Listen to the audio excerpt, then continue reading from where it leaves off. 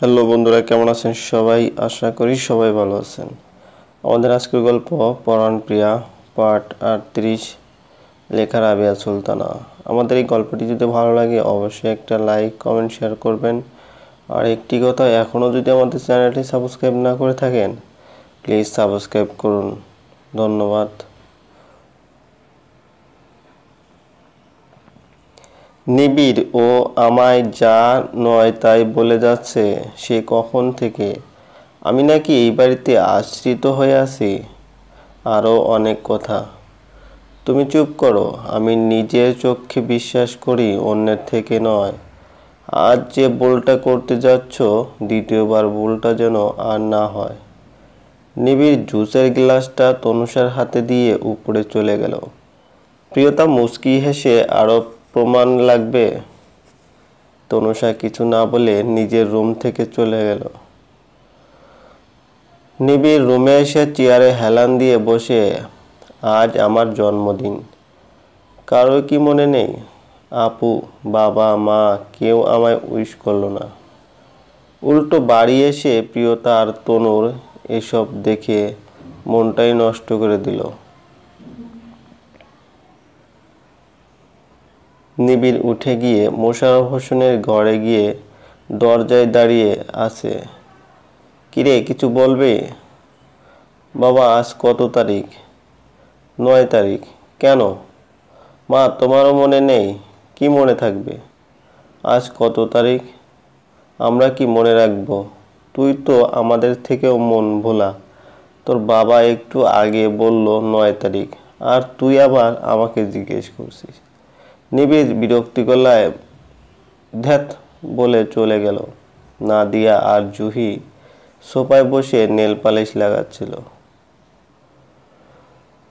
আপু, জুহি, আজকের দিনটা তোদের মনে নেই কারো? নাদিয়া আঙ্গুলে ফু দিয়ে, কেন রে, আজ কি?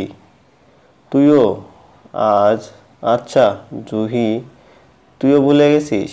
ভাই আজ কি ভাই, দিবস নাকি বন দিবস? নিবিড় কিছু না বলে রুমেই চলে গেল বিরক্তি নিয়ে। সবাই অট্ট হাসিতে গড়াগড়ি খাচ্ছে নিবিড়ের অবস্থা দেখে। মোশাররফ হোসেন রুম থেকে বেরিয়ে এসে, প্রিয়তা, আমরা সবাই কিন্তু তোমার কথা মতো কাজ করেছি। বাবা, তুমি বলো তো, প্রতি বছর থেকে তোমার ছেলেকে এবার আলাদা লাগেনি? সে আর বলতে, ও কখনো নিজে থেকে কিছু বলেনি। এই প্রথম আমার নিবিড় নিজে থেকে চেয়ে নিতে চাইছে। এই সব কিছু শুধু তোর জন্য। না বাবা, উনি নিজেকেই পাল্টাতে চাইছেন। আমার ধারণা উনি সবার মাঝে নিজেকে বিলাতে চাইছেন। আচ্ছা, এখন আমরা প্ল্যান অনুযায়ী কাজগুলো করে ফেলি। নিবিড় সারাটা দিন আর রুম থেকে বের হয়নি। রুমটা অন্ধকার করেই বসে আছে। এদিকে পুরো ড্রয়িং রুমে লাইটিং করা হয়েছে বিভিন্ন রঙের ফুল আর বেলুনে, যেন পুরোটা ড্রয়িং রুম ফুটিয়ে তুলেছে।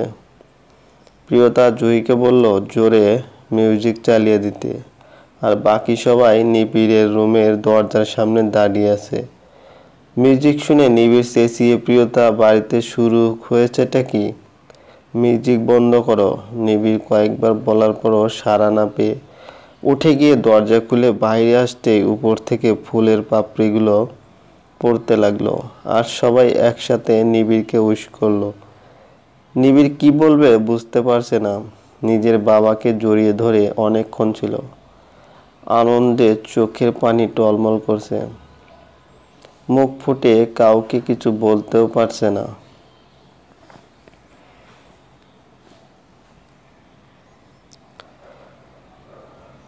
নাদিয়া নিবিড়ের হাতে একটা ঘড়ি পরিয়ে দিয়ে, তোর সময়টা এতটাই গুরুত্বপূর্ণ যে বারবার তুই ঘড়ির দিকে তাকাস, তাই আমি তোকে ঘড়িটা দিলাম।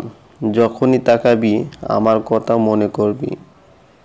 নিবিড় বোনকে জড়িয়ে কপালে চুমু দিয়ে মাথা নেড়ে হ্যাঁ বোঝালো। জুহি, দাদি, সালমা বেগম সবাইকে নিয়ে কেক কাটলো নিবিড়। নাদিয়া প্রিয়তাকে এনে নিবিড়ের সাথে দাঁড় করিয়ে ভাই আগে প্রিয়তাকে খাওয়া, কাল থেকে সব ওই করেছে তোর জন্য, আমরা শুধু ওর কাজে সাহায্য করেছি। নিবিড় প্রিয়তাকে কেক দিতেই প্রিয়তার চোখের পানি মুছে কেক মুখে নিয়ে নিবিড়কেও খাইয়ে দিল। নিবিড় সবাইকে খাইয়ে দিয়ে তনুষাকে তো দেখছি না, ও কোথায়? ও তো বিকালেই বাইরে গেল, আজ মনে হয় ফিরবে না। বলল কোনো বন্ধুর বাসায় যাবে। নাদিয়া কথাটা বলে সোফায় বসল। নিবিড় তাচ্ছিল্যের হাসি ফুটিয়ে, আমি জানতাম তুমি শুধু আমার টাকাই লাভ করতে, আমাকে না। আজ আবারও প্রমাণ হয়ে গেল। রাতে প্রিয়তা ফ্রেশ হয়ে রুমে এসে নিবিড়কে ফোনে কথা বলতে দেখে নিজের শোয়ার জায়গা ঠিক করে শুয়ে পড়বে এমন সময় নিবিড় হাত ধরে, ঘুমাবে? তাহলে কি করব? আপনি তো কথা বলছিলেন অপেক্ষা করতে। থ্যাঙ্কস। কেন? এত সুন্দর একটা দিন দেওয়ার জন্য। কিন্তু আমি তো আপনাকে কোনো উপহার দিতে পারলাম না। আসলে আপনাকে আমি কী বা দিব? আমার কাছে কিছুই নেই দেবার মতো। যা আছে তা আপনারই দেওয়া। একটা সম্পর্ক, কতগুলো মানুষের ভালোবাসা, একটা বিয়ে নামের বন্ধন, সমাজে স্বীকৃতি, দামি শাড়ি, জুয়েলারি, থাকার জায়গা, এবং কি নিজের বেডরুমটাও আমার জন্য আমার মতো করে সাজিয়েছেন। সবই তো আপনার দেওয়া। আপনার জিনিস তো আর আপনাকে দেওয়া যায় না, তাই না? কথাগুলো বলতে বলতে প্রিয়তা নিজের চোখ মুছল।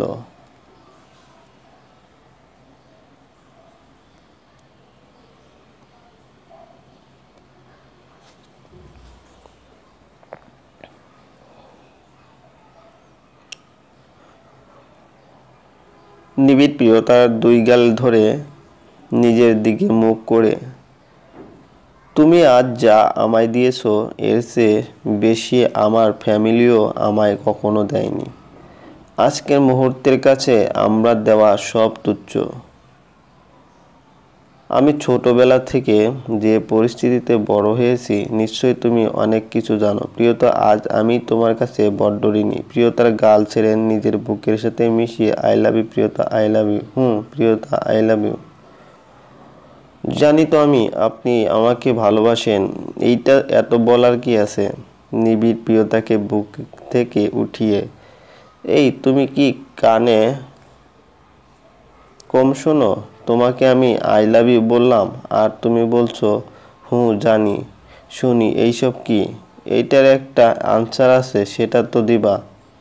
না, দিব না। কেন? আমার লজ্জা লাগে না বুঝি? আপনি তো ছেলে হয়ে বলতে এতদিন সময় লাগিয়েছেন।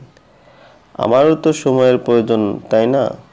নিবিড় কথাটা শুনে হা হা করে হাসি দিয়েই যাচ্ছে, আর প্রিয়তা করুণ চোখে মুগ্ধ হয়ে তাকিয়ে আছে।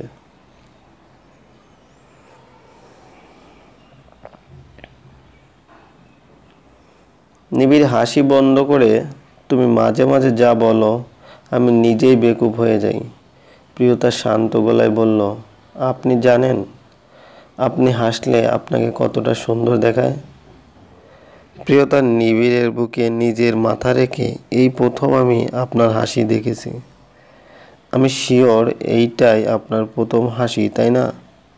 নিবিড় প্রিয়তাকে বুকের সাথে মিলিয়ে চুলের বিলি কাটতে কাটতে, হয়তো, তবে তুমি আমাকে এতটাই হারিয়েছো যে আমি নিজেকেই নিজে ভুলে গেছি। চাঁদের রানী হয় না, বুড়ি হয়। তাহলে ঠিক জায়গায় এসেই থেমেছি। তুমি তো বুড়ি, আমার চেয়ে গুনে গুনে 3 মাসের বড়। কি আমি বুড়ি তো? ওকে ছাড়ো, তোমার তনুষার কাছে যাও। নিবিড় প্রিয়তার কথা শুনিয়ে প্রিয়তাকে কোলে তুলে নেয়। আমার গিফট না দিয়ে কোথায় যাওয়া হচ্ছে? আমার কাছে কিছু নেই, এইবার নামান বলছি। আমি পড়ে যাব তো, তাই আমার উপর দেখছি তোমার ভরসা নেই। ঠিক আছে, তাহলে ফেলেই দিই। এই না, প্লিজ প্লিজ, আমি জানি আপনি। নিবিড় কথাটা শুনে কোমল স্বরে প্রিয়তাকে আরো কাছে এগিয়ে নিয়ে নাকের সাথে নাক লাগিয়ে বলল, তাহলে ভয় পাও কেন? প্রিয়তা চুপ করে নিবিড়ের চোখেই নিজেকে হারিয়ে নিয়েছে। হঠাৎ লাইটটা বন্ধ হয়ে যেতেই প্রিয়তা, একই লাইটটা কে বন্ধ করলো? নিবিড় কিছু না বলে প্রিয়তাকে খাটে এনে শুয়ে দিয়ে নিজের পুরো শরীরে ভার প্রিয়তার উপর দিয়ে প্রিয়তার কপালে চুমু দিল। প্রিয়তার ভারী নিঃশ্বাসে নিবিড় নিজেকে প্রিয়তার মাঝে একটু একটু করে হারাতে লাগলো। প্রিয়তার ঠোঁটের সাথে নিজের ঠোঁট ডুবিয়ে দিয়ে দুজনের ভালোবাসা মিশে এক আত্মায় বেঁধে নিয়েছিল।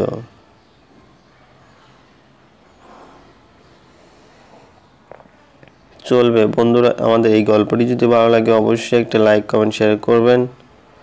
ভালো থাকবেন। ধন্যবাদ।